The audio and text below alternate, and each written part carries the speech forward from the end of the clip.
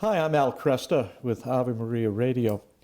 We have had an incredible explosion of information over the last generation, and it's been a blessing, but not an unalloyed blessing. It is a problem for us in a number of different ways. We're going to focus today on one of those problems, and it's the problem of access to pornography. Joining me to talk about this is Brad Schmidt. Brad is a youth director at Christ the King Parish in Ann Arbor, Michigan.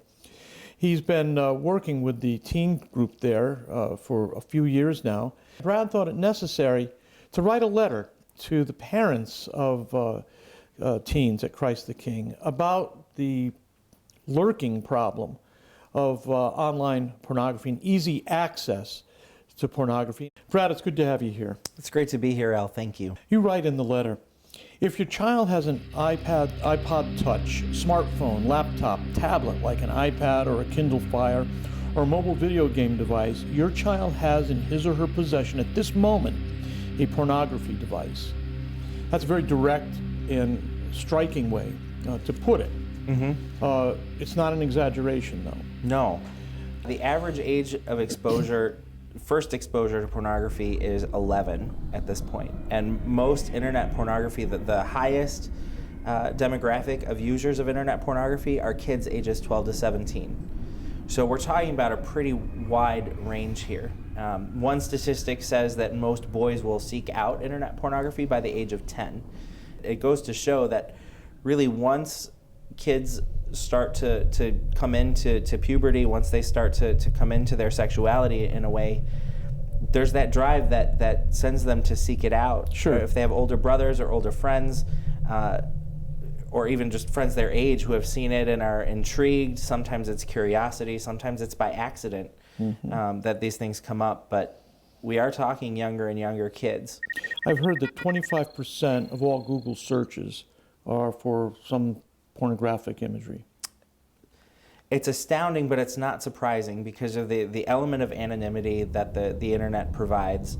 People can be curious without consequences and or perceived consequences, people finding out.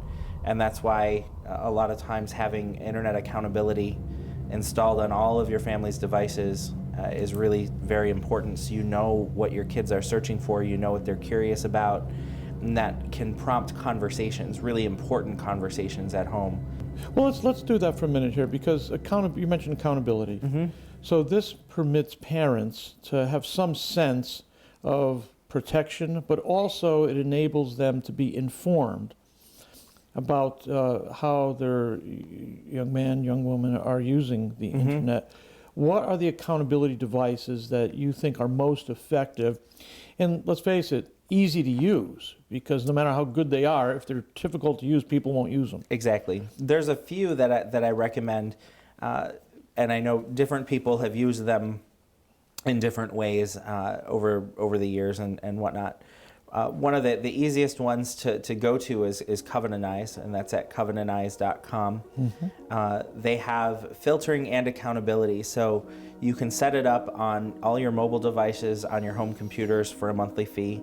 And what it will do is it'll send the parents of each user or an accountability partner. If you're an adult, you can set up your accountability partner to be whoever you'd like it to be.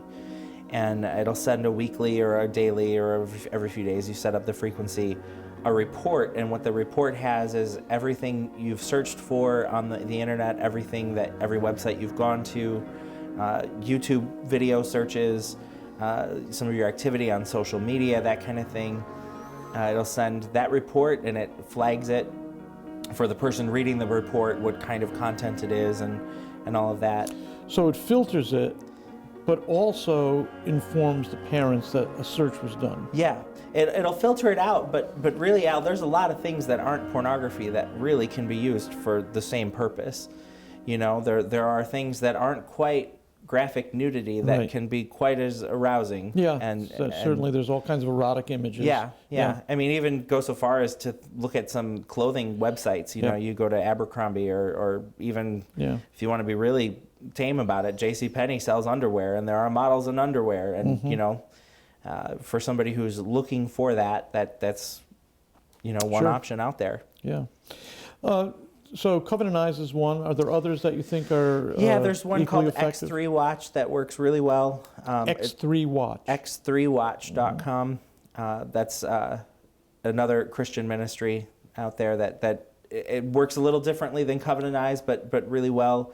There's one where you can install on your teens' mobile devices called TeenSafe. If you go to teensafe.com, that one doesn't filter anything, but it monitors all of your, it's kind of like spying on your kids, where you can log into the dashboard and see every text your son or daughter has sent or received. It can see, you can see the apps that are on their phone, you can see their internet activity, that kind of thing. And really, when that's installed, there's no real way to tell that it's installed on your kid's phone. Okay. It's invisible. And that'll monitor your Facebook accounts and Instagram accounts and things like that too. I can hear parents saying now, where is the line between respecting their privacy and my parental responsibilities? It's a tough line. And frankly, to be honest, your kids don't have a right to privacy. Privacy is a privilege that's earned. And if they're engaging in these kinds of behaviors, you have the duty to know. And it's so pervasive, and it's so, in some ways, it's really subtle. In some ways, it's really hidden. It's very private. And when you give somebody a device that's a private, little tiny screen they can have in their possession 24/7, you really do have a responsibility to know what's going on that screen. You wouldn't put a TV with access to the Playboy channel in their bedroom. Right. But you've given them worse than the Playboy channel in their pocket. Yeah. Most of your kids, frankly, at least the kids that I work with, don't want to engage in this behavior necessarily. Right. They want to be holy, they want to be pure, but once the addiction is there, once the enemy grabs them, it's really hard. It almost is a compulsion to continue on in this behavior. So to protect them from engaging in that behavior on the front end, and to be able to hold them accountable to that if they are already trapped in this kind of behavior, I think is really important for parents to have a handle on. Yeah.